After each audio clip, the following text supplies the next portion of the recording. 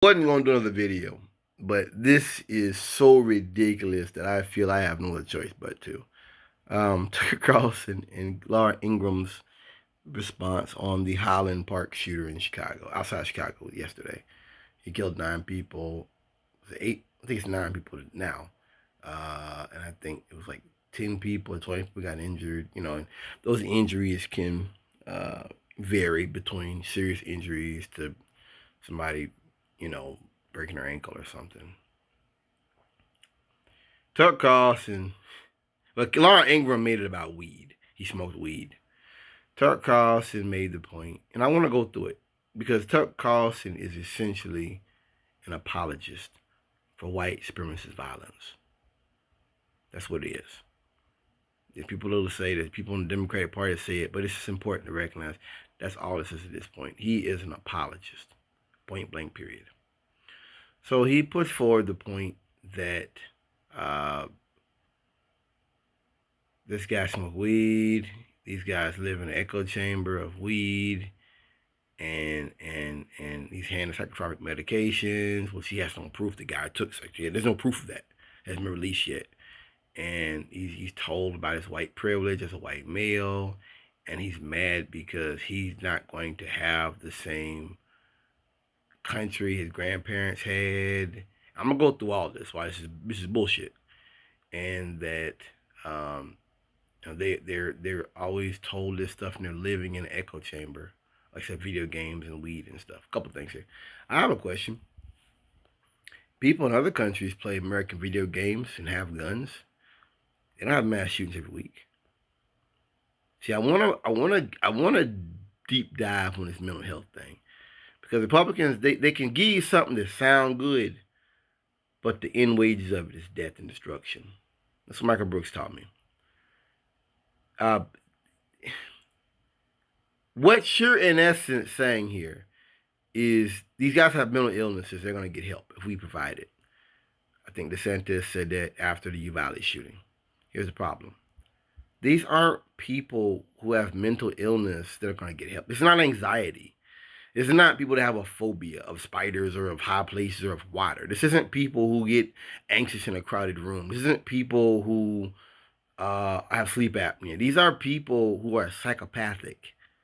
They know what they are. They know their behavior is abnormal. They know they don't have feelings for other people. And they know that that's what they have. These aren't people who are going to get help even if provided. This is not like universal health care. It's anything to divert attention from the gun. Okay. Like I said, people in other countries in Europe, they have guns, and they have weed, and they have American video games. Why are there no mass shootings over there? This is like talking about Tupac music in the 90s. Like, you see where they're going with this. Let me give you one more thing. I'll give you a quick little hint. They do have privilege. Yes.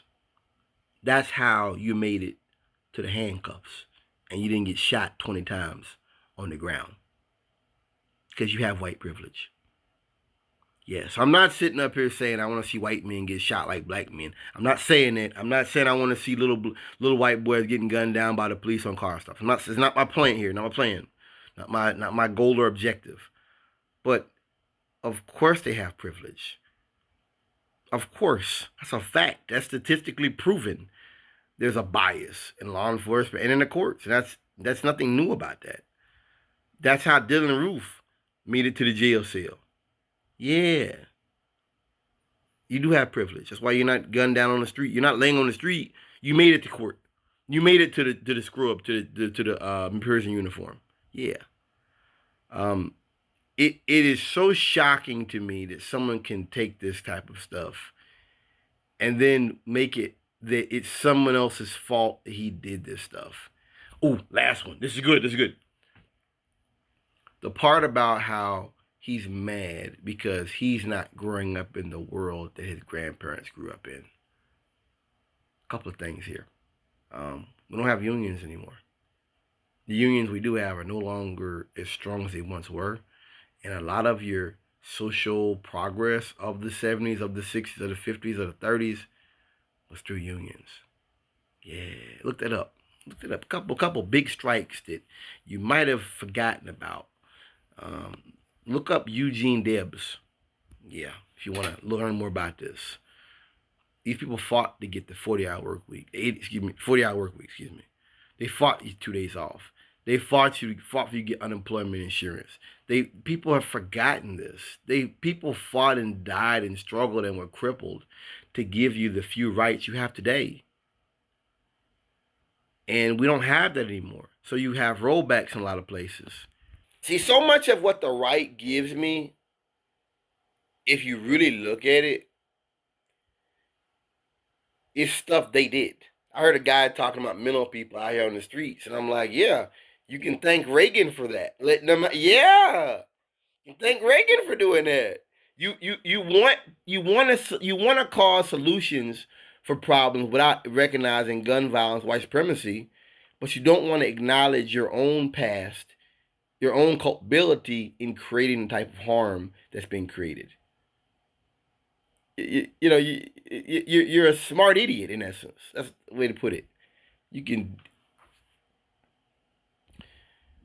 A lot of the stuff your grandparents made and did has been outsourced. A lot of that stuff, guess what? You'd have less unions, so you have less power to fight for things. So companies can make you do mandatory overtime and stuff like that.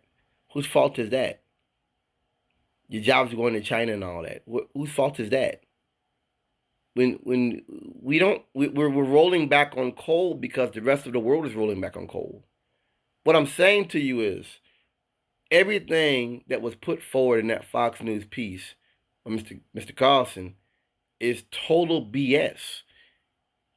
And that's nobody's fault. That isn't my fault. That isn't your fault. And it doesn't give him the right to go kill him. My mom died when I was 13 years old. I didn't kill anybody. I didn't go out here and hurt nobody. So because white man can't get the world his grand. Oh, another thing I'm gonna forget. Another thing I've got. It's a little thing called racism. Look that up. Little thing called racism. Yeah, man. And that racism made it to where black people made less money back then. It might shock you. And they had like communities where black people couldn't move into those areas because of housing covenants. That world no longer exists. So whether it be the loss of unions, whether it be jobs going overseas, or one more thing, a lot of the jobs your grandparents did, they're unhealthy and they're unsafe, and we know that. So a lot of those jobs are being automated. Yes, leaded gasoline, DDT, things, asbestos, a lot of stuff.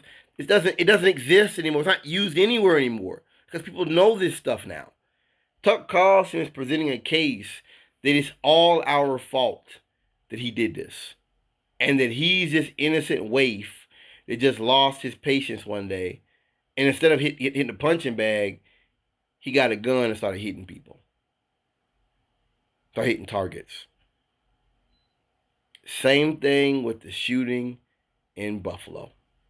Tucker Carlson trying to say that it's our fault for talking about racism, and you're going to see more of this.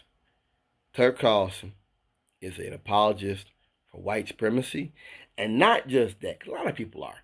He's an apologist for white supremacist violence, and that's important. That's key. That is really key to understand and to remember when you're looking at stuff like this. You are looking at a person who is legitimizing violence, legitimizing terrorism. I don't have a problem with it to an extent. Is that it shouldn't be on television. Thanks for listening.